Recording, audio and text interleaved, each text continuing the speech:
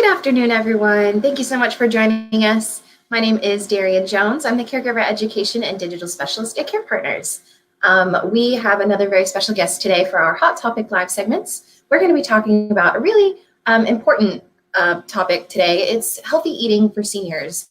All about the right kinds of foods, how much is too much, and just Lisa will be here to answer your questions as well. So without further ado, I guess we'll just go ahead and get started. Hi, Lisa. Thank you so much for joining us today. Hi, Darian. Thank you for having me, and hello to everybody. So my name is Lisa. I don't know if I've ever met you, if you've ever come to some of the Care Partner conferences where I've been and I've taught some things, but I normally work in long-term care and teaching healthcare professionals about the needs of older people and how we can, myself included, we're all kind of in this together. We're all in the process of aging. So how can we do that successfully and be the best that we can be? So today's topic is talking about food, one of my favorite things, right? And different food groups and what we need and what types of things we need and how to not make it so complicated. Have you ever read an article about what you need and then you think, oh, how can I come up with a chart to make sure I get everything every day? So we're going to kind of simplify it and give us kind of cover some guidelines. We'll start with as we get older, and we're not talking. Before we get started, I wanted to let everyone know that there's going to be a PowerPoint, and if you guys want to follow along with the PowerPoint, I put it in the comments below so you guys can view that and follow along at home. Thank you, Darian. We'll start out with the Food and Drug Association, as well as several universities. I'm following some of the guidelines from Tufts University, for instance, and the AARP and the FDA. Anyway, they talk about food that is needed for older people, and we're not just talking about people who are in their 80s and 90s. They talk about it starting with age 50. I'm in that club. How about you? So we need to focus on being the most healthy and making sure our heart and our brains and all of our organs are working correctly, and then we're not getting chronic disease like diabetes and heart disease and different things. So to do that, our nutrition requirements change a little bit as we get older. So some of the things that we can do is focus on adding more spices instead, or herbs instead of salt, for instance, or eating those high sodium packaged foods. We should look for more low sodium packaged foods if we do need to eat something from a package. We should add sliced fruits or vegetables to our meals and snacks. And if you have any medications that may affect your appetite, some medications increase your appetite, some decrease your appetite, then talk to your own physician about what's the right types of food and drinks for hydration for you, because we don't want to start eating all carbs because we take medications that makes us more hungry. That can actually be damaging to something. So that's why we're going to talk about different food groups. You also want to drink 3 cups of fat-free or low-fat milk throughout the day. That's a guideline. Well, if you're like me, I've never drank milk. I don't like milk. I haven't since I was like 2, although I would drink chocolate milk. But there's other ways to get your dairy. So know that you could maybe do yogurt, or I do like smoothies, protein drinks, and I can put milk in that, or we even drink cashew milk, but something with dairy in it. You can also do hard cheese, or if you can't do dairy, there's a lot of lactose food products, but dairy has some great vitamins and minerals, and we'll talk about that as a category in a bit. You want to drink as much water as you can. I have my huge glass of water on my desk at all times. It holds 32 ounces. I try to fill it up several times a day instead of sugary drinks. That in itself will do wonders for your brain, for your body, for everything. And if you could just stay away from those sugary foods, which can lead to diabetes and lots of other problems, and then consume foods that are high in vitamin B12. And that can be the easiest way is fortified cereal, but you can also get it from lean meat, from eggs, from nuts. There's other ways that you can make sure you get enough of the B12 vitamins. A real quick thing. So if you remember nothing else, remember that half of what we eat every day should be fruits and vegetables. Maybe a little more fruits, a little more vegetables. Technically, it should be a lot more vegetables. But half of what you eat, 50% all day long, should come from fruits and vegetables. 25% from grains, especially whole grains, and the other 25% from protein-rich foods like nuts, beans, fish, lean meat, poultry, fat-free, low-fat dairy products like milk and cheese and yogurt. Okay, this is a handout from Tufts University. They worked with AARP and with the FDA and with other research scientists to come up with kind of what our plate should look like. So half of that is the fruits and vegetables, and then a fourth is whole grains, and a fourth is lean meats. But there's also some other references on this that you can see. And let me know if you want a bigger, huge format, and I'll get that to Darian. She could post that on the website as well. But it just kind of talks about the importance of healthy oils and lots of liquids they call fluids, grains, dairies, protein, fruits, and vegetables. And then common whole grains. So the ones listed on this slide are very helpful. This talks about just kind of look at these and find anything that you like. Do you like oatmeal? Do you like brown rice? Do you like whole wheat bread? These are great sources of fiber and a lot of the B vitamins. And know that fiber can increase your health. Fiber can help to decrease your cholesterol, which further decreases your risk of heart disease, diabetes, obesity, and those can then trigger lots of other disease processes. So these are very helpful, and that's why 25% of what you eat every day should come from some kind of whole grains. So here's a little question for you. Do you know which is better, whole grain or multigrain? And the true false is, do they have the same health benefits? What do you think? Does whole grain and multigrain have the same health benefits? And the answer is no. The reason why is whole grain means the whole grain and all of its parts are included. A lot of times manufacturers will process it and make it more refined to increase the shelf life, but in the process they get rid of the fiber and a lot of things that are good for us. So whole grain is the healthiest choice because it has all the fiber and all the nutrients that they didn't refine away. Multigrain means it could include some whole grains, and it could include a variety of different grains, but it also means that it got rid of parts of the grain that were healthy. Here's some fruit. So your goal here with fruits is to go with the most colorful that you can. The darkest, richest colors are good. And one of my tips for this, it's kind of hard to always keep fresh fruit on hand. You can buy it frozen. You can add that to your protein drinks. We like to keep blueberries. We'll buy blueberries, and they seem to last forever. We'll kind of throw a handful on lots of things. You could throw them on your cereal and your yogurt, on your salads, or just grab a handful of them as a snack. You may find the same with any of these, maybe some dried cranberries or any fruits that you like to have on hand, grapes, for instance, but go with the darker colors. Let me see if I have any notes specifically about fruits. No, so, just go through and think of how you can add some of these every day to something. And then vegetables. Again, the darker, the better. So which do you think is better, spinach or iceberg lettuce? Well, obviously spinach is darker, so it's going to be much better for you. Like iceberg lettuce is very light, so there's not a whole lot of nutritional or just nutrition in it at all. Let's see, darker is better. Frozen is a good choice. And then the third thing is you don't want to overcook your vegetables, because when you do, you sometimes cook out the nutrition. So you want to eat vegetables as much as you can. Frozen is great because it never goes bad. You don't have to worry about, I've got to hurry up and eat it because we bought it yesterday. And just find the ones that you like. And you could eat the same vegetables every day if that's what you like. You don't have to make yourself eat things you don't like. The goal is just to make sure it's included. And here's a little quiz. Which vegetable made Popeye strong? You probably all remember that. And that would be spinach.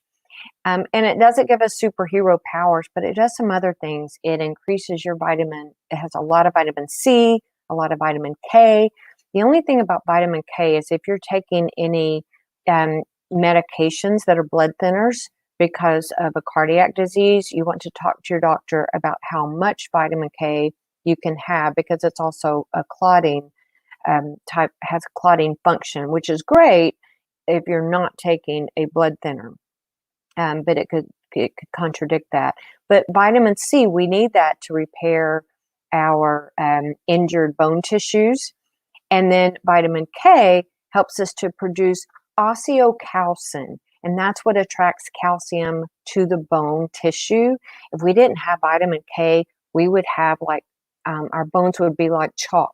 They could be shattered easily. In fact, one study says that people with lower vitamin K have higher risk of fractures, like when they fall and break their hip, or they fall and break their arm or something. So we do need vitamin K, and we can get that from those darker vegetables. And then oils and fats. There's a lot to be said for this. Now, it seems like most of my life, low-fat diets were always the latest thing.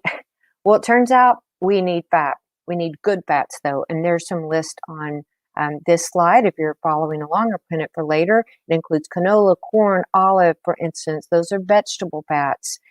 And one good way to tell if it's a good fat or bad fat, because you don't want trans-saturated fats. They can just clog up your arteries and lead to heart disease and all kinds of bad things. But you want good fats. It's good for your brain. It's good for to help maintain your insulin levels and keep your blood sugar stable. But the trans-saturated fats are those that comes in like a stick butter, a shortening. It also comes in those packaged foods like cakes and crackers and cookies. Those have trans-saturated fats because it makes the shelf life be longer. It makes them last forever. Like thousands of years from now, after we're dead and gone, those Twinkies and packaged foods may still be living, as what nutritionists often joke about. And bad fats, if they're left at room temperature, they often will become solids. And so, that makes them probably a bad fat. The exception are some plant-based fats like coconut oil and palm oil. And those are saturated. They're not trans-saturated, and they can be healthy in small quantities because they're plant-based oils. And then dairy. You want to incorporate as many dairies into your, not as many, but you want to find some dairies that you like and that you can figure out how to fit into your day. You can make smoothies. That's one of my go-tos, either with some kind of milk or yogurt, whatever you like. It is recommended that we go with low fat, maybe not fat-free, but low fat, because there's a lot of fat in dairy. And so you want a little bit of that every day, but you don't want so much that you can't incorporate other good fats into your diet, because you need those other good fats as well, like your olive oils and avocados and things like that. And so just kind of add to your day. Let's see, anything else I want to say about dairy. Pretty much it's just a great source of protein, calcium, and it has a lot of nutrients in it. So make sure you have some of this every day. And then protein. Go with your lean sources. And that could be your lean sources and cuts of meat. If you have questions, the grocery store person at the meat counter could help you. Pretty much, if you can't see the fat marbled in, then it's probably lower in fat. Things like beans and nuts are great as well. Beans are great because they have low cholesterol, low fat, and high in fiber. And again, that fiber is going to help you to decrease your risk of heart disease, obesity, and diabetes. And then you can also have eggs, nut butters like peanut butter or almond butters, and then low-fat dairy products and lean meats like turkey and chicken. And then liquids. You want to incorporate liquids. If you're not hydrated, your brain's not working very well. You can get foggy. You can get confused. It can also lead to a low mood. Some studies have linked it to depression when someone's constantly hydrated, or they're just in a bad mood and they're just really not able to think very well. You can get water from your big cup of water. You can also get it from fruits and vegetables that are more higher in water content. And you can eat more of those. If you don't want to drink a lot of water, you could have watermelon or different types of fruit have usually a very high content in water. And again, 50% of your diet needs to come from fruit and vegetables. And then you can also drink unsweetened water-based beverages, or you could put, I'm a huge fan of artificial sweeteners, but after studying nutrition for so long, I realized they were not so good for me. I like monk fruit. There are some natural sweeteners that aren't so high in fructose. And so you can kind of check those out, or, maybe have one little package of a sweetener to make it taste good. It gets you, a lot of hydration and fluid intake without getting that processed sugar, or without also having too much of the processed artificial sweeteners. And then last, I want to just show you a quick little handy guide for serving sizes. So a palm could be one size of meat or fish. So you can see that in your little handout. And then your thumb could be 1 tablespoon of a serving of like peanut butter or salad dressing. Think of your thumb as 1 tablespoon. Your finger size, if you look at your finger, that could be 1 serving of cheese, because that's about 1 ounce. And then your fingertip could be 1 teaspoon. If you want 1 teaspoon, think of it as about your size of your fingertip for maybe butter or oil. And then the whole fist could be a serving of like cereal or fruit. And your cupped hands could be about a half a cup of pasta, rice, beans, vegetables, and ice cream. Not your full cupped hands, but then in the very center of your 2 cupped hands, so that it wouldn't be overflowing. It'd be kind of in the center. Okay, with that, we'll see if any of you have questions. Yeah, we'll take a look. It doesn't look like we have any questions just yet. So if any of you guys out there watching do have some questions, we'd love to hear from you. Feel free to just comment below, or even just share with us some of your favorite snacks, your favorite healthy snacks. That was one of the questions I had for you, actually, though, because I love snacks. And I'm sure that it's like putting your hand in the chip bag is just so much easier sometimes than cooking a whole meal, but it's not always the best. Yes. Do you have any advice for quick, healthy snack tips? Yeah, so a couple of things. If you have to eat the chips, don't bring the whole bag with you. Just put a few off in something separate and say, that's all I'm going to have, and go for the baked things instead. But some of the best recommendations, if you can manage, and I used to think there's no way I'm going to sit around and eat celery sticks and cucumber sticks, but if you can find some, or carrot sticks, because just by themselves, they just didn't appease to me. But if you can find some kind of vegetable that you like and pre-cut them up and put them in a Ziploc in the refrigerator, the key is eat them with some hummus or some kind of dip that you like, and it can fill you up because there's so much fiber in that. One of my other snacks that is a go-to for me is a healthy smoothie. It's just so easy to make. If you have some protein powder, you can just throw that in with whatever kind of milk you have. I put a few blueberries. Sometimes I'll even put a little cocoa powder in there, or strawberries, or whatever I have. And that's a great quick snack in between meals. And you can even, I don't make the huge ones. I can just make like a little bit, and that's a super healthy snack as well. That's a great idea. I do love smoothies. I have smoothies every week. Me too. Another question that I had is, I know the superfood trend is kind of being thrown around nowadays. Do you know if those superfoods work, or if why are they called superfoods? Can you just explain a little bit about that? I don't have the list in front of me, but those are foods that are usually going to be more healthy. There's a lot more nutrients that are packed in to each one. Some of for instance, kale, there's a ton of good things that come out of kale there, and so that's why it's so popular right now. There's so many vitamins in there. There's fiber. There's everything. And instead of figuring out how can I get one of everything that I need all day long, how can I just eat something that's going to be great for me in that one item? One of the ones that I like is salmon. Not that I have it every day. I don't buy it every day, but I try to have it at least once or twice a week. There's just so much good that comes from it. It has good fat.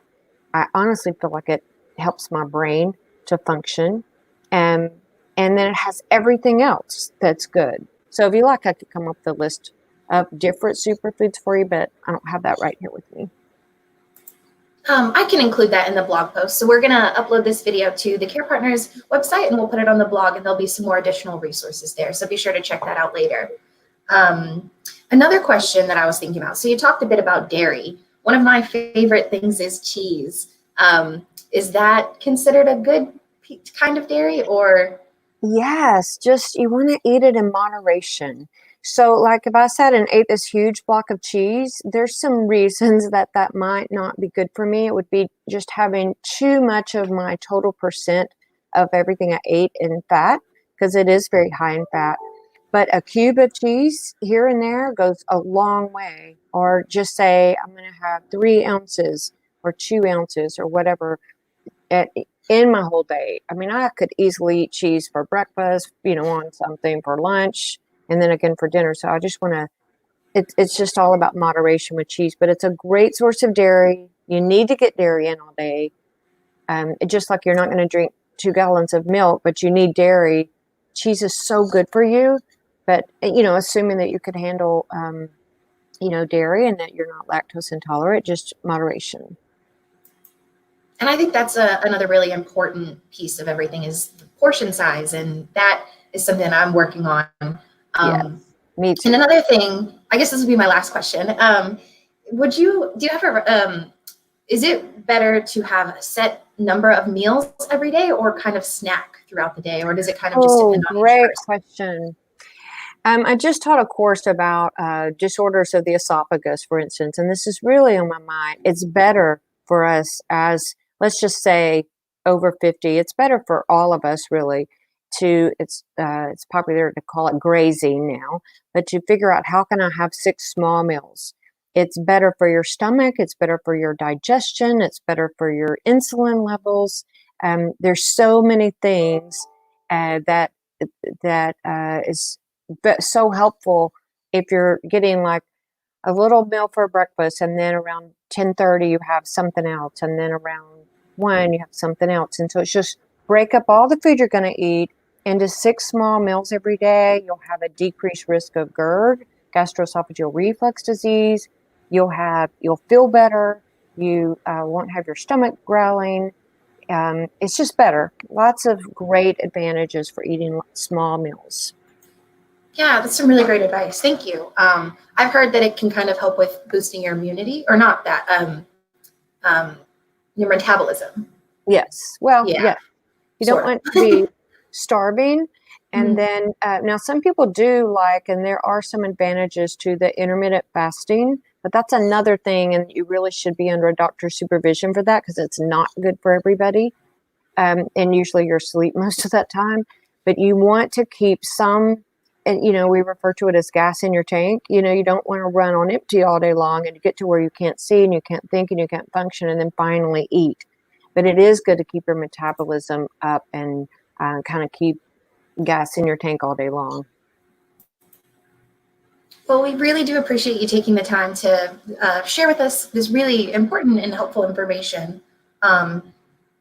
We really do appreciate it. We're going to wrap it up for now, but thank you guys so much for joining us and for watching. And be sure to visit our website for more resources and everything.